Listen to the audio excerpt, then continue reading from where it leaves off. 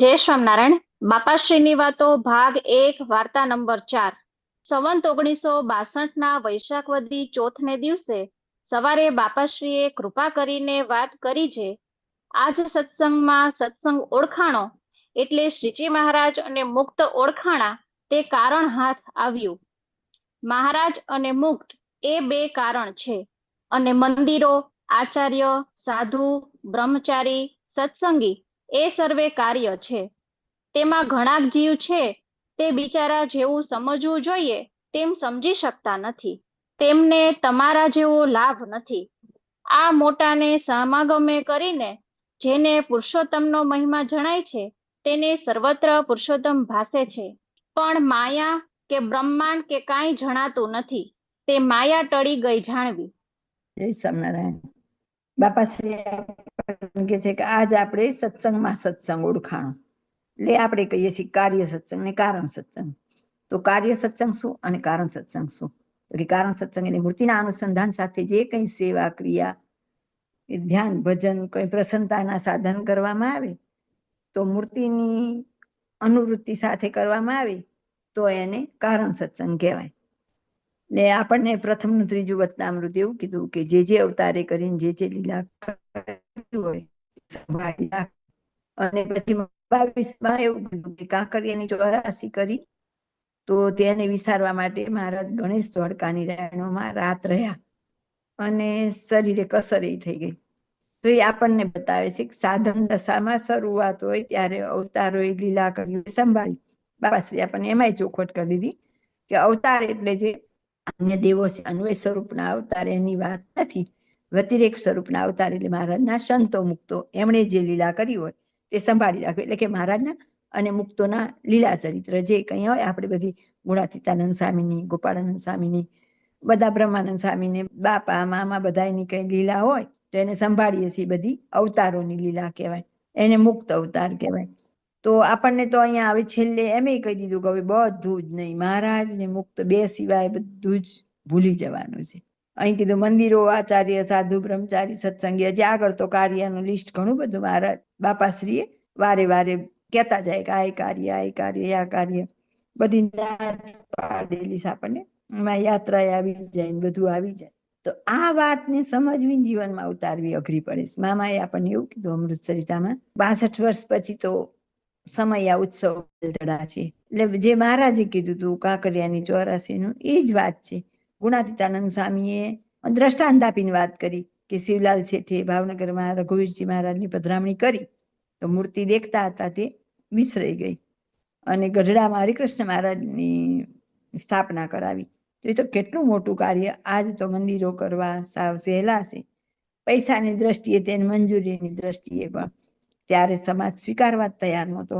કારણ કે મહારાજ હજી પ્રત્યક્ષ હતા એટલે મનુષ્ય જાણવામાં આવે ત્યારે એ પ્રતિમા પધરાવાની સંસારમાં એક મનાઈ હતી. એવા સંજોગોમાં આવડું મોટું કામ કર્યું તો પણ એને મૂર્તિ દેખાતી હતી એ વિસરાઈ ગઈ. ગુણાતીતાનંદ સ્વામી ઉપરથી વઢે છે કે તારે આ કરવાની શું જરૂર હતી? પછી 2 મહિના સમાગમ કરીને ફરી પાછી મૂર્તિ આવે છે. તો અમારા જેવીને તો હજી મૂર્તિનું એક ઝાંખપ નથી ને સ્વપ્ન નથી. તો આપણે કેટલી પ્રવૃત્તિમાં પડવું ને કેટલું નિવૃત્તિમાં રહેવું એ આપણે વિચાર કરવાનો. એટલે આ વાતને જો જીવનમાં ઉતારીએ તો લગભગ 80-90% તો વધારાનું બધું નીકળી જાય. પણ જ્યારે આપણે કંઈ કરવું હોય છે ને ત્યાર પાછું આપણે કાર્ય અને કારણમાં ફેર પાડી દઈએ. એટલે બાપાશ્રી આગળ કહે જ છે ઘણા જીવ છે તે બિચારા જેમ સમજવું જોઈએ તેમ સમજી શકતા નથી. હવે આપણે કારણ સત્સંગમાં આવ્યા એટલે આપણને સમજાય છે પણ આપણે સમજવું નથી. એટલે જેટલું મારે કરવું હોય એમાં પછી હું પોલ લઈ લઉં છું એમ. એટલે ચોખ્ખું આગળ કહી દીધું કે એમને તમારા જેવો લાભ નથી. ઈશ્વર સ્વામીને જેતલપુર મંદિરની મહંતાએ મુકાવી, વૃંદાવન સ્વામીને ધોળકા મંદિરની મુકાવી, ઘનશ્યામ સ્વામીને અમદાવાદ મંદિરની મુકાવી. તો એમ કરાવવાનો મતલબ શું હતો? આવા સરસ મુક્તો જો મહંત તરીકે હોય તો વહીવટ ને બધું બહુ સરસ ચાલે, શુદ્ધ ચાલે. સેજે સેજે લોકોને એમના દર્શન સેવા સમાગમનો લાભ મળે. પણ તો પણ એમને મૂર્તિ સિદ્ધ થઈ ગયા પછી તોય પણ એમને મહંતાઈની ના પાડી. બાપાએ તો મહંતાઈ કોઠારી બધી ના પાડેલી છે. એટલે ક્યાંય પણ વહીવટમાં નહીં. એટલે ચોખ્ખું જ કહી દીધું તમારા જેવો લાભ નથી. પછી કીધું કે આ મોટાને સમાગમે કરીને જેને પુરુષોત્તમનો મહિમા જણાય. આપણે મોટા મળી ગયા કરીએ છીએ, પણ જ્યાં જ્યાં વાત છે ત્યાં મોટા મળ્યા નહીં, મોટાનો સમાગમ શબ્દ છે. અહીંયા એમ કીધું સમાગમ કરીને મહારાજનો મહિમા જેમ છે એમ સમજાય. જો પ્રતિમા પણ દિવ્ય ભાસે તો સર્વત્ર પુરુષોત્તમ ભાસે છે. તો હજી નથી દેખાતા આપણને, તો આપણે જોવાનું સમાગમમાં કાચપ છે અને મહિમા સમજવામાં પણ કાચપ છે. પણ માયા કે બ્રહ્માંડ કાંઈ જણાતું નથી, તે માયા ટળી ગઈ જાણવી. તો આપણને માયા ટળી કે નહીં એ ખબર પડી જાય. જ્યાં જુઓ ત્યાં બીજ ભાષે કાંઈ. જો આવું નથી થયું તો આપણે હજી પુરુષ પ્રયત્ન કરવાનો, માયા ટાળવાનો અને મહારાજનો મહિમા સમજવાનો. જય સ્વામિનારાયણ. મોટા વાતો કરે છે તે મહારાજનો અને મુક્તનો ભેળો મહિમા કહે છે, પણ મહારાજને મૂકીને એકલો મુક્તનો મહિમા નથી કહેતા. આ શ્રી વૃષપુર ગામના નાના રત્નાભક્તે દેહ મૂક્યો તે વખતે જેમ મણીનો સમૂહ ઠસાઠસ ભર્યો હોય તેમ આખી પૃથ્વીમાં મહારાજને મુક્ત ભર્યા છે, એવું ભુજમાં સ્વામી અચ્યુતદાસજીને દેખાયું. માટે સાધન દશાવાળાને મોટાનો જોગ કરીને એવી સમજણ દ્રઢ કરવી, તો સર્વે દિવ્ય દેખાય, એટલે કોઈનો અવગુણ ન આવે ને શ્રીજી મહારાજની મૂર્તિનો સાક્ષાત્કાર થાય અને મહારાજની મૂર્તિને એના જીવમાં મોટા મુક્ત પધરાવી દે. માટે મોટાને વિનંતી કરીને મૂર્તિમાં વળગી પડવું, પણ બીજો સંકલ્પ તથા મનન કરવું નહીં. જય સ્વામિનારાયણ. જો મોટા કોઈ મુક્ત પુરુષ હોય તો મહારાજની અને મુક્તની વાત કરે, એકલી મુક્તની ન કરે. જ્યારે અત્યારે ધીમે ધીમે સંપ્રદાયમાં આવે એવું થઈ ગયું કે મહારાજ એક સાઈડ રહી જાય, મુક્તનો કે આપણે જેને ગુરુ માનતા હોય મુક્ત હોય ન હોય બધું, તો એનો મહિમા વધી જાય નહીં. આપણે મહારાજ તો શ્રેષ્ઠ જ રહેવા જોઈએ, મુક્ત સાથે સાથે મુક્તનો મહિમા હોવો જોઈએ, પણ મહારાજને સાઈડ કરીને મોટાના જોગે કરીને એવી સમજણ દ્રઢ કરી હોય તો કે સર્વ દિવ્ય દેખાય, એટલે કોઈનો અવગુણ ન આવે. જો ધીમે ધીમે આપણે આગળ વધતા જઈએ એમ આપણને ખબર પડતી જાય કે આપણે કેટલા આગળ વધ્યા છીએ. અને મહારાજની મૂર્તિને જીવમાં મોટા મુક્ત પધરાવી દે. જો મહારાજ પધરાવી દે શબ્દ નથી, મૂર્તિ કોણ પધરાવશે? મુક્ત.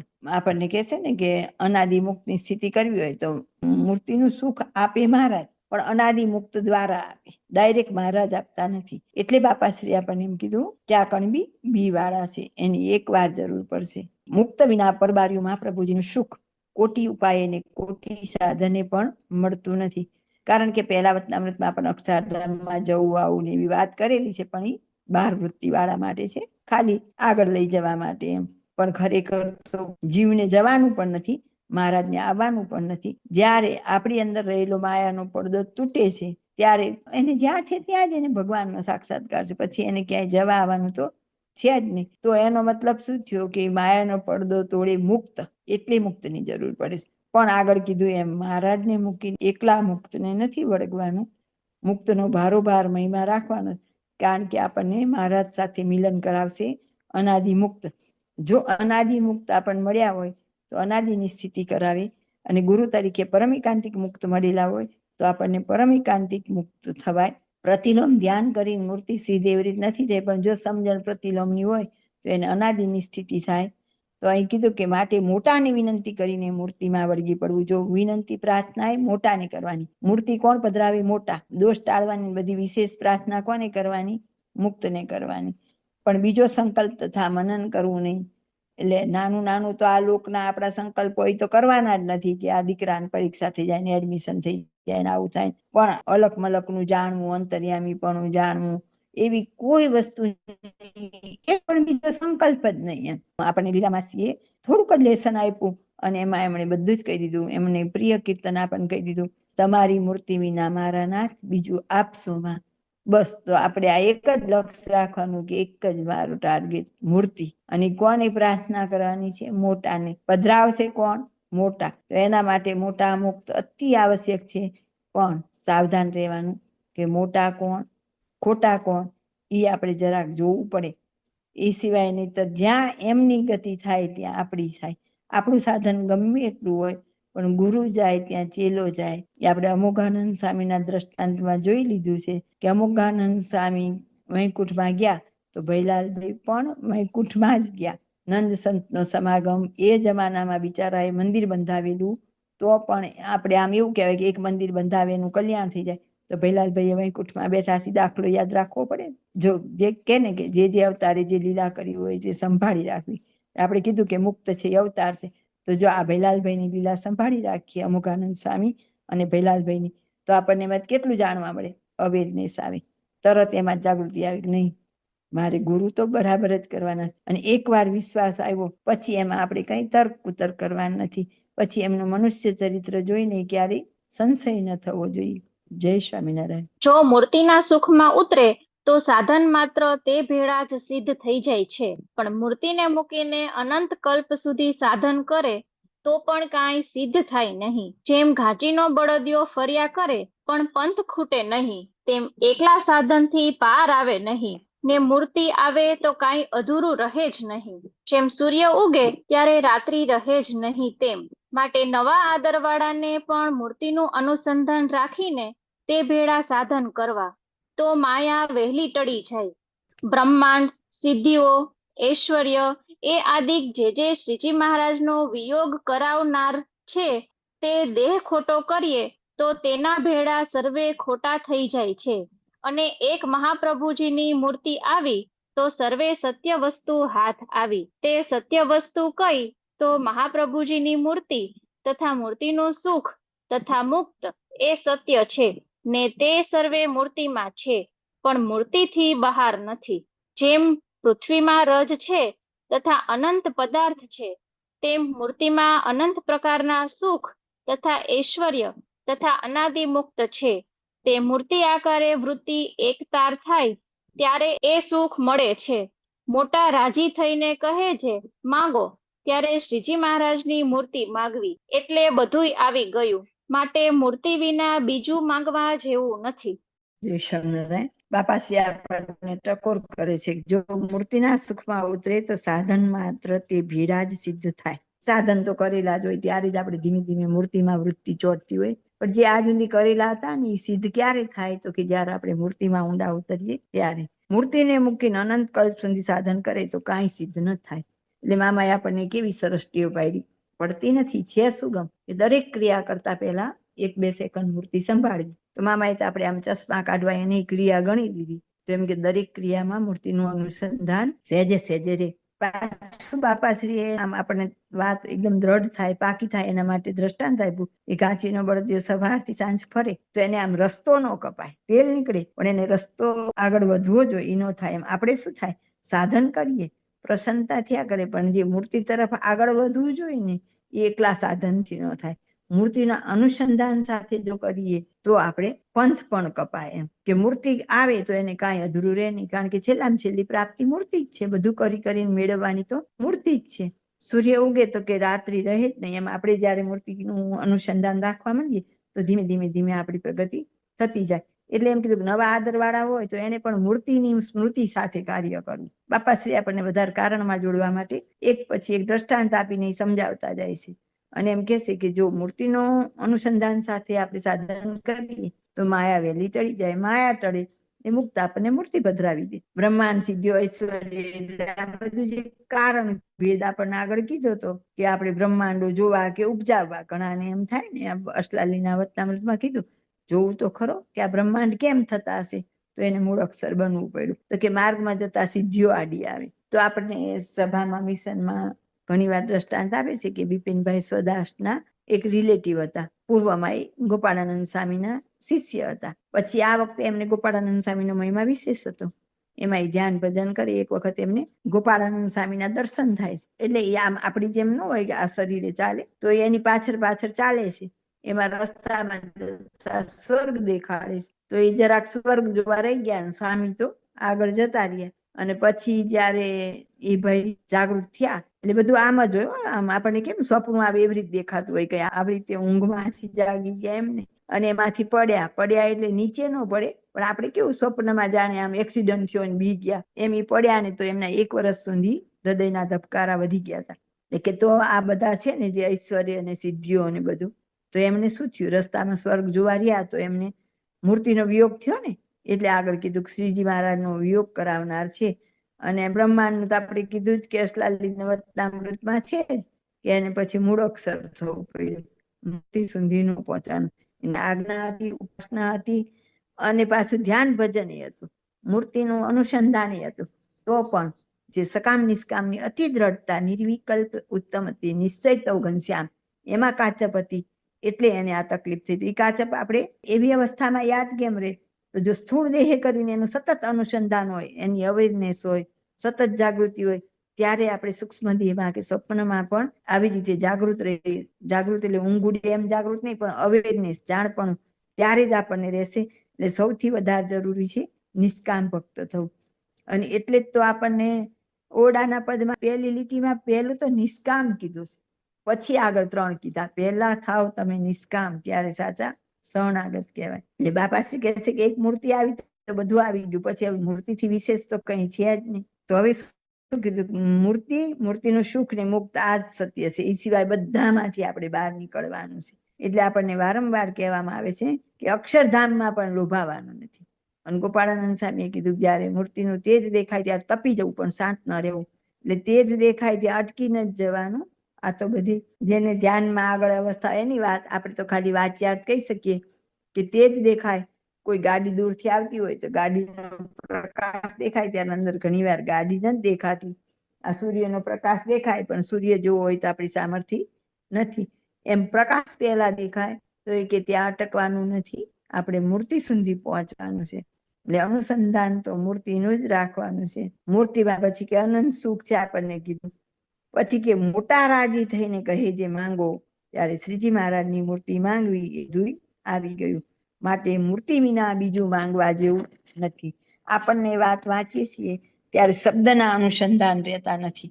વાંચતા ભૂલ થઈ જાય છે, ને પછી એ અનુસંધાન નથી. અહીં કોને રાજી થવાની વાત છે? અહીં ચોખ્ખી જ વાત હતી, મોટા રાજી થઈને કહે. એ પણ આપણે નહીં, આપણે ભલે રોજ અનુસંધાન રાખીને કહીએ ખરા મોટાની કે મૂર્તિનું સુખ આપજો, પણ જયારે રાજી થાય ને આપણને કંઈ પણ પૂછે ત્યારે શું કરવાનું છે એમ, તો ત્યારે આપણને યાદ હોવું જોઈએ. પણ એ ક્યારે થાય? સતત અભ્યાસ હોય ત્યારે જ. નહીં તો એ વખતે તો ભૂલ ખાઈ જ જઈએ છીએ આપણે. ત્યારે આપણે રાજી થઈને કે ત્યારે મૂર્તિ વિના કંઈ માંગવાનું નથી.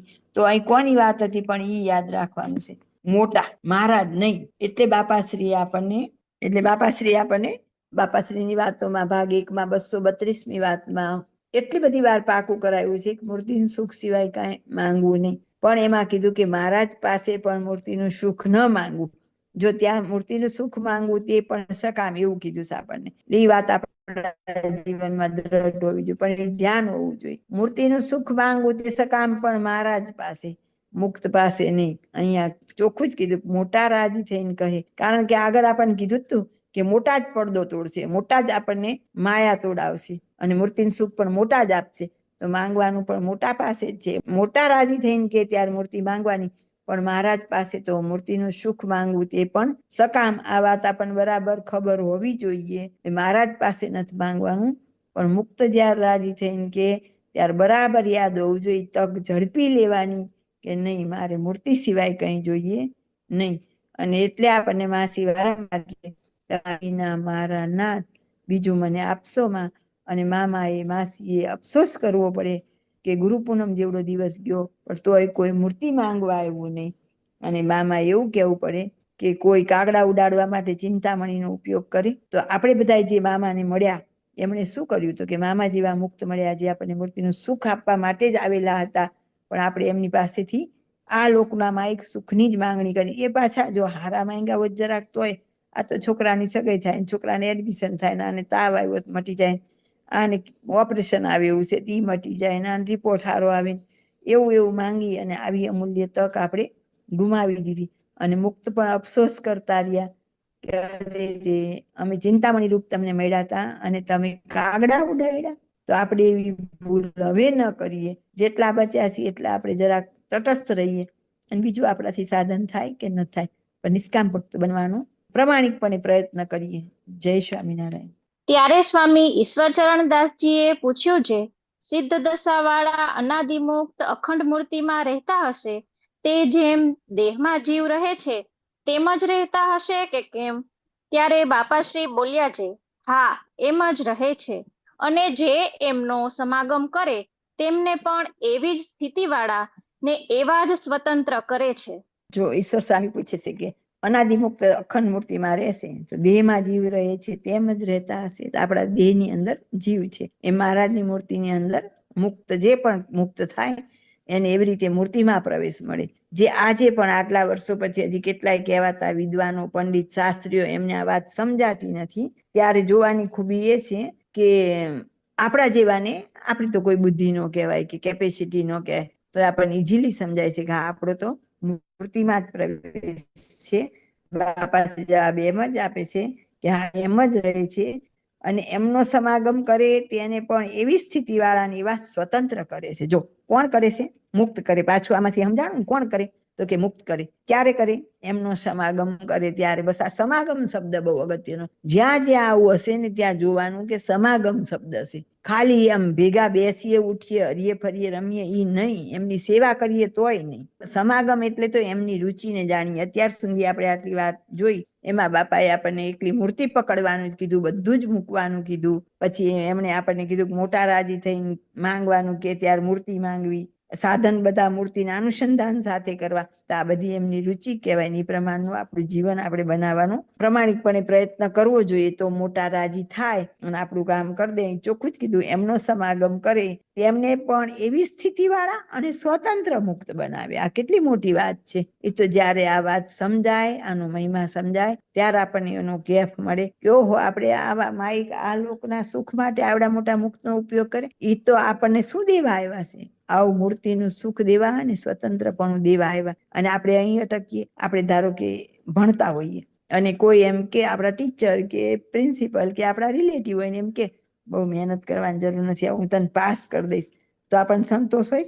મારે તો 80% લાવવા હોય, 80ની કેપેસિટી હોય તો 90 લાવવા હોય, ફેમિલીને લેવડાવવા હોય, તો એમાં કેટલી ત્વરા છે. એમ આમાં આપણને મોટા મળ્યા પૂરું કરી દીધું એમ નહીં. આવી સ્થિતિને પામવી હોય તો પ્રમાણિકપણે મૂર્તિના અનુસંધાન સાથે અને એક મૂર્તિની ઈચ્છા સાથે સાધન કરીએ અને મહારાજ અને મુક્તોનો રાજીપો મેળવીએ. અને જે સાધન કરીએ તે કેવળ એમની પ્રસન્નતા અર્થે કરીએ તો આપણને આવી ઉચ્ચ સ્થિતિ પમાડે અને એ પણ મુક્ત પમાડે. જય સ્વામિનારાયણ. ત્યારે સ્વામી વૃંદાવનદાસજીએ પૂછ્યું છે, સંગ કરનારને ખબર કેમ નહીં પડતી હોય? ત્યારે બાપાશ્રી બોલ્યા છે, જેમ બાળક ઉપર બાપને હેત હોય, તે છોકરાના ખિસ્સામાં સારી વસ્તુ છાની રાખી મૂકે, તે છોકરું જાણે નહીં, પણ જ્યારે ખિસ્સામાં હાથ નાખે ત્યારે હાથમાં આવે ને જમે. તેમ જીવમાં એ સુખ મોટાએ ઘાલી મૂક્યું છે, પણ જીવને ખબર નથી. તે જ્યારે ધ્યાને કરીને જોશે ત્યારે દેખાશે, અથવા અંત સમયે મોટા દેખાડશે ત્યારે ખબર પડશે. એટલી વાત કરીને સમાપ્તિ કરી. ઇતિ વાર્તા 4. જય સ્વામિનારાયણ. વૃંદાવન સ્વામી પૂછે છે કે સંગ કરનારને ખબર કેમ નથી પડતી? બાપાશ્રી બોલે છે દ્રષ્ટાંત આપીને, બરાબર, કે બાળકને દેવા માટે જ બાપે રાખ્યું હોય એમ આપણને પણ મૂર્તિનું સુખ આપેલું. ચોખ્ખું જ કીધું, જીવમાં એ સુખ મોટાએ ઘાલી મૂક્યું છે. બરાબર છે. આપણે બધા એમ જ કહીએ છીએ કે મોટાએ આપણને મૂર્તિમાં મૂકી દીધા છે, પણ આગળ કીધું ને જીવને ખબર પડતી નથી, એટલે આપણને અત્યારે સુખ અનુભવાતું નથી. તો આપણે બધા એમ માનીએ છીએ કે છેલ્લે બતાવી દેશે, પણ આગળ કીધું તે જ્યારે ધ્યાને કરીને જોશે ત્યારે દેખાશે. મૂર્તિમાં તો મૂકી દીધા આપણને, ભાઈ કાયમ એમ કે એક આપણને પાણીના વજમાં નાખે, પણ બખ્તર પહેરીને જઈએ તો એને ભીનાશ આપણને અડે નહીં. એમ મૂર્તિમાં મૂકી દીધા છે, પણ આપણને એનું સુખ જરા પણ આવતું નથી. તો એ સુખ મેળવવા માટે ને પડદો તોડવા માટે આપણે પ્રયત્ન કરવાનો છે. જેમ કીટ ભ્રમર સંઘ ન્યાય છે, એની જેમ આપણે ધ્યાને કરીને મૂર્તિ સિદ્ધ કરવાનો પ્રયત્ન કરવાનો. કૃપા મોટા પુરુષની માયાનો પડદો એક પલકવારમાં તાણી લેશે, અથવા અંત સમયે મોટા દેખાડશે, પણ ધ્યાને કરીને જોડાશે ત્યારની વાત છે. આપણે એમને માનીને બેઠા છીએ કે મોટા મળ્યા, મૂર્તિ મળી ગઈ, પછી આજ્ઞા, ઉપાસના, વિષય કોઈનું અનુસંધાન નથી, તો એમ તો આપણે ગાફલઈએ કરીને આવેલો આવો ઉત્તમ અવસર ગુમાવીએ છીએ. એટલે સોમચંદ બાપા આપણને એમ કહેતા, ઉઠે મેં કાળ પડ્યા બરાબર છે. જય સ્વામિનારાયણ.